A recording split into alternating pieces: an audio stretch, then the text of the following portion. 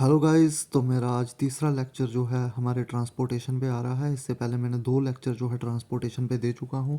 Railways और road transport मैंने ख़त्म कर दिया। तो आज हमारा जो तीसरा लेक्चर है वो एयर ट्रांसपोर्ट पे है, और हमारा जो चौथा लेक्चर है इसके बाद वो आएगा वाटर ट्रांसपोर्ट पे, और इसी के साथ हमारा जो पूरा का पूरा ट्रांसपोर्टेशन टॉपिक है वो ख़त्म हो जाएगा गाइस। तो अगर आपको ये मेरी सीरीज़ जो है अच्छी लग रही है, अगर आपको ये रिवीजन में काम आ रही है, तो गाइस शेयर और लाइक करिए मेरी वीडियो को। तो चलिए गाइस आज एयर रोड ट्रांसपोर्ट पे टॉपिक शुरू करते हैं। JRD Tata was the first Indian to make a solo flight from Mumbai to Karachi in 1931। तो गाइस बहुत इंपॉर्टेंट लाइन हो जाती है, सीधा सीधा MCQ यहाँ से आपको देखने को मिल सकता है कि पहला फर्स्ट इंडियन कौन था जिसने सोलो फ्लाइट बनाई थी जो कि मुंबई से कराची के बीच में चलाई गई थी, और वो थे JRD टाटा। गाइस याद रखेंगे इस बात को कि उनका नाम था JRD टाटा। तो यहाँ पे ये आपको समझने में आसानी होगी। In 1935, the Tata Airlines started its operation between Mumbai and Thiruvananthapuram। तो गाइज याद रखेंगे कि JRD टाटा के बाद टाटा एयरलाइंस आती है 1935 में, और उसने अपना पहला ऑपरेशन जो है गाइज वो मुंबई और थिरुवनंतपुरम के बीच में शुरू किया, और फिर 1937 में मुंबई और दिल्ली के बीच में। तो गाइस सबसे पहले फर्स्ट इंडियन थे जिन्होंने सोलो फ्लाइट को मुंबई और कराची के बीच में चलाया 1931 में, वो थे JRD टाटा। 1935 में टाटा एयरलाइंस जो हैं जिन्होंने अपना पहला ऑपरेशन शुरू किया मुंबई से थिरुवनंतपुरम में, और 1937 में मुंबई से दिल्ली। तो पहली फ़्लाइट जो है मुंबई से दिल्ली के बीच में टाटा एयरलाइंस ने शुरू की 1937 में। तो नेक्स्ट गाइज आगे चलेंगे। 1953 की अब बात करते हैं। All the private airline companies were nationalise. तो वेरी वेरी वेरी इंपॉर्टेंट कि यहाँ पे आपको ये बात समझने वाली है कि 1953 में गाइज जो हमारी इंडियन एयरलाइंस थी, जितनी भी एयरलाइन कंपनीज थी, उनको सरकार ने नेशनलाइज कर दिया। मतलब पहले वो प्राइवेट थी, सरकार ने उनको अपने अधीन कर दिया। तो यहाँ से ये बात याद रखेंगे कि जो एयरलाइन कंपनीज थी उनको नेशनलाइज कब किया गया, तो वो 1953 में नेशनलाइज किया गया। सीधा सीधा क्वेश्चन यहाँ से बन सकता है आपको। And Indian airlines and air India come into existence. और इसी के साथ दो जो हैं कंपनीज एग्जिस्टेंस में आती हैं, और वो हैं इंडियन एयरलाइंस और एयर इंडिया गाइस। तो आगे चलेंगे गाइस। अब air India use to administer international flights. अब जो इंडियन एयरलाइंस थी और एयर इंडिया थी, उनमें से एयर इंडिया जो थी वो एडमिनिस्टर करती थी इंटरनेशनल फ़्लाइट्स को। जैसे आपको दिल्ली से अगर सऊदी अरेबिया जाना है, तो वहाँ जाने के लिए आपको जो फ़्लाइट का इस्तेमाल करना पड़ता था वो थी एयर इंडिया कंपनीज़ की फ़्लाइट।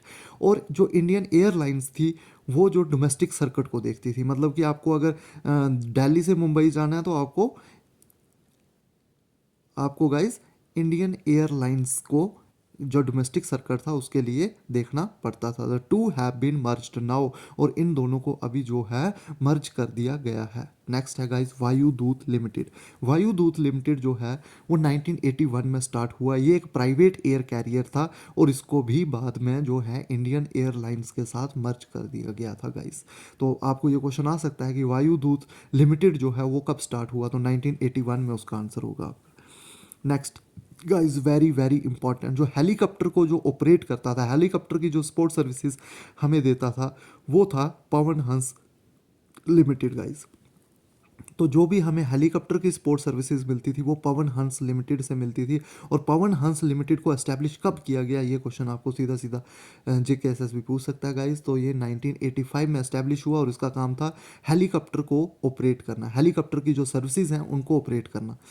तो जो हिल स्टेशन है, रिमोट एरियाज़ में हैं जहाँ पे एरोप्लेन्स नहीं जा सकते हैं, वहाँ पे आपको हेलीकॉप्टर जाते हुए दिखेंगे। और भी नंबर ऑफ प्राइवेट एयरलाइंस हैं गाइस। जैसे हम बात करें तो विस्तारा है, इंडिगो है, स्पाइस जेट है, गो फर्स्ट है, डेक्कन है। तो ये भी और बहुत सारी जो हैं प्राइवेट एयरलाइंस हमें देखने को मिली। The Civil Aviation Center in Fursatgarh near Allahabad provides among other things ground training to the pilots। तो ये गाइस क्वेश्चन बन सकता है JKSSB की तरफ से कि ऐसी कौन सी जगह है, ऐसा कौन सा सिविल एविएशन सेंटर है जहाँ पे पायलट्स को ट्रेनिंग दी जाती है। तो वो है गाइस फुर्सतगढ़, जो कि इलाहाबाद में यूपी में है। तो ये भी बात गाइस याद रखेंगे। और अगर नेक्स्ट जो पॉइंट है guys very very very important, इस पे ध्यान देंगे गाइस। ये वाला जो मैं पॉइंट आपको सर्कल करके दिखा रहा हूँ, ये पॉइंट काफ़ी इंपॉर्टेंट रहने वाला है।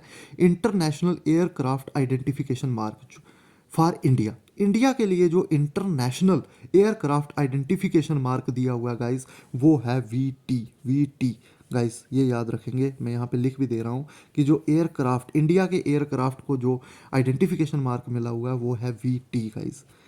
तो ये बात आप याद रखेंगे, हो सकता है जेके एसएसबी इस पे क्वेश्चन पूछ दे। अब गाइस अगर एयर ट्रांसपोर्ट की बात करें तो मोस्ट इम्पॉर्टेंट जो पार्ट अब जो मैं आपको बताने जा रहा हूँ कि कौन सा एयरपोर्ट कहाँ पे है, इसके नेम्स आपको याद रखने हैं। और यहाँ से क्वेश्चन कई एग्ज़ाम में मैंने देखा हुआ है कि यहाँ से ही क्वेश्चन पूछे जाते हैं। तो बहुत सारे इंटरनेशनल एयरपोर्ट्स हैं इंडिया में, और उनमें से कुछ इंपॉर्टेंट वन हैं, उनके आपको नेम्स याद रखने हैं, वो कहाँ पे लाई करते हैं ये आपको याद होना चाहिए। तो guys Rajiv Gandhi international airport ये हैदराबाद में है। तो ये आपको याद रखना है कि जो राजीव गांधी इंटरनेशनल एयरपोर्ट है वो हैदराबाद में है। नेक्स्ट है गाइस कैलीकट इंटरनेशनल एयरपोर्ट, तो ये कैलीकट में ही है। नेक्स्ट है छत्रपति शिवाजी इंटरनेशनल एयरपोर्ट, तो ये सबको पता है ये मुंबई में है। छत्रपति शिवाजी थे भी मुंबई के, महाराष्ट्र के, तो मुंबई में उनके नाम पे बनाया हुआ है। नेक्स्ट है गाइस अन्ना इंटरनेशनल एयरपोर्ट। अन्ना का आपको पता है कि जो तमिलनाडु में अगर हम जाएं तो वहाँ पे बड़े भाई को अन्ना बोलते हैं, तो अन्ना के नाम पे ही अन्ना इंटरनेशनल एयरपोर्ट का नाम पड़ा है, तो चेन्नई इसका होगा। बेंगलुरु इंटरनेशनल एयरपोर्ट बेंगलुरु में ही होगा।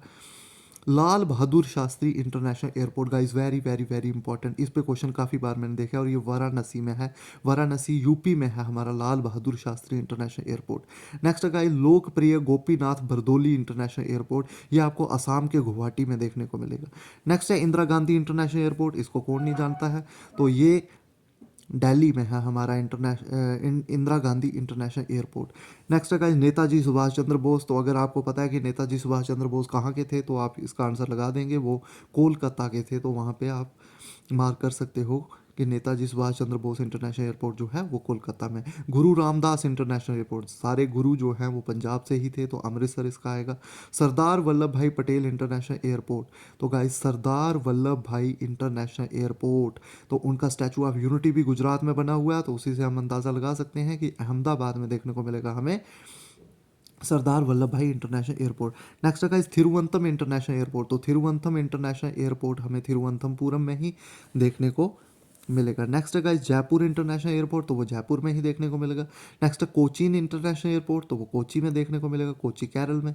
वीर Savarkar international airport guys very very very important, ये भी मैंने एग्जाम में देखा हुआ है कि वीर सावरकर इंटरनेशनल एयरपोर्ट कहाँ पे है, तो ये गाइस याद रखेंगे वीर सावरकर इंटरनेशनल एयरपोर्ट पोर्ट ब्लेयर में है, और पोर्ट ब्लेयर जो है अंडमान निकोबार की कैपिटल है, ये आपने याद रखना है। बिजू पटनाइक, जहाँ भी पटनाइक लगा होगा तो आप समझ जाना कि ये उड़ीसा में है, और उड़ीसा की कैपिटल है भुवनेश्वर, तो भुवनेश्वर में आपको देखने को मिलेगा Biju Patnaik international airport.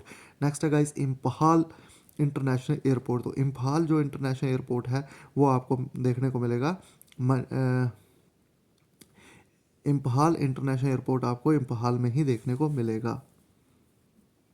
Indira Gandhi international airport and the Chhatrapati Shivaji international airport handle more than half of the air traffic in south Asia, पूरे साउथ एशिया की, इंडिया की नहीं साउथ एशिया की अगर हम बात करें तो हाफ जो आधा एयर ट्रैफिक, मतलब आधे से ज़्यादा फ्लाइट्स जो हैं वो आपको इन दो एयरपोर्ट्स पे देखने को मिलेगी, इंदिरा गांधी इंटरनेशनल एयरपोर्ट और Chhatrapati Shivaji international airport guys. तो आप समझ सकते हो इन दोनों एयरपोर्ट्स की इंपॉर्टेंस का अंदाज़ा आप यहाँ से लगा सकते हो कि कितने इंपॉर्टेंट एयरपोर्ट्स होंगे। Besides this airports several other domestic airports are located in India, इसके अलावा और भी बहुत सारे डोमेस्टिक एयरपोर्ट्स इंडिया में हैं। Most of the airports in India are owned by airport authority of India, तो गाइज याद रखेंगे कि ज़्यादातर जो एयरपोर्ट है इंडिया के उनको किन्होंने आउन करके रखा हुआ है, तो वो है एयरपोर्ट अथॉरिटी ऑफ इंडिया। तो एयरपोर्ट अथॉरिटी ऑफ इंडिया के ही अंडर इनकी मेंटेनेंस, कंस्ट्रक्शन और सब कुछ इसका जो है एयरपोर्ट अथॉरिटी ही करती है, जैसे नेशनल हाईवे में national highway authority of India करती थी। Airport authority of India manage airports can be categorised as, तो कौन कौन से एयरपोर्ट हैं जिनको मैनेज करती है एयरपोर्ट अथॉरिटी ऑफ इंडिया, वो है international airport, domestic airports, custom airports और सिविल इनक्लेव्स को भी मेंटेन और कंस्ट्रक्ट करती है एयरपोर्ट अथॉरिटी ऑफ इंडिया। और गाइस ये लास्ट पॉइंट, ये जो नोट दिया हुआ है गाइस, ये बहुत इंपॉर्टेंट रहने वाला है। जो हमारा कोची एयरपोर्ट है कोचीन में, is the first airport in the world to operate on solar power, तो ये पहला एयरपोर्ट है वर्ल्ड का जो कि ऑपरेट कर रहा है सोलर पावर पे गाइस। तो ये याद रखेंगे कि कौन सा ऐसा JKSSB सीधा सीधा आपको यहाँ से MCQ बना के डाल सकती है कि पहला एयरपोर्ट कौन सा है वर्ल्ड का जो ऑपरेट करता है सोलर पावर पे। तो गाइस आप याद रखेंगे वो है कोची एयरपोर्ट। तो गाइस एक बार इसी के साथ ये लेक्चर ख़त्म होता है। तो एक बार मैं जस्ट आपको रिकैप करवाऊंगा कि मैंने इस लेक्चर में आपको क्या पढ़ाया। तो सबसे पहली बात आपने याद रखनी है कि JRD टाटा पहले इंडियन थे जिन्होंने पहली सोलो फ्लाइट चलाई मुंबई और कराची के बीच में 1931 में। तो पहला पॉइंट ये याद रखेंगे। नेक्स्ट पॉइंट है 1935 में टाटा एयरलाइंस जो है उसने अपने ऑपरेशंस शुरू किए और पहली फ़्लाइट जो है मुंबई और थिरुवनंतपुरम में चलाई। और 1937 में उसने मुंबई और दिल्ली के बीच में टाटा एयरलाइंस ने अपनी फ़्लाइट चलाई। 1953 आता है। 1953 में जितने भी एयरलाइन कंपनीज थी उनको नेशनलाइज किया गया और इंडियन एयरलाइंस और एयर इंडिया जो है एग्जिस्टेंस में आती हैं।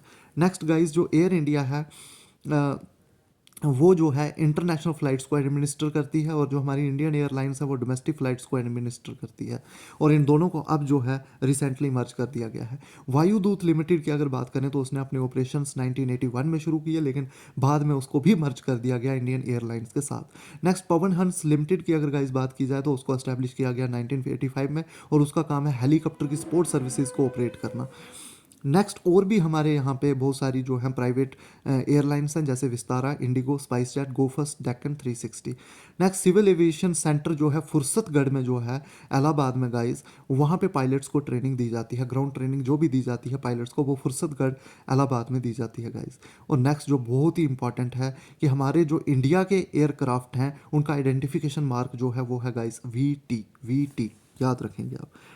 अब कुछ एयरपोर्ट्स हैं जो कि इंपॉर्टेंट अब मैं आपको बताऊंगा। राजीव गांधी इंटरनेशनल एयरपोर्ट जो कि हैदराबाद में है।